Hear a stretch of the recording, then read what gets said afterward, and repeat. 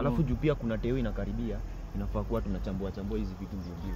Kwanza Mr. Kioko anapendaga kuset hapo hivyo place for reproductive implants. Ni ukweli. Last time aliset hiyo. Kwanza umeradanisha hizo Naradanisha alileta parts in animals. Unajua kama ngapi? Fallopian tube. Hebu name tatu hivi. In animal. In animals. Name tatu. Fallopian tube, ovaries, ovules. Basi.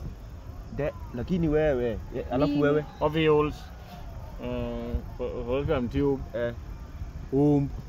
hapa tunasoma tuna mapuga. Alafu wewe unajua gani? Nini reproductive parts in animals? Titration. Puga hakuna kitu nasema hapa. Kwanza hii group hakuna.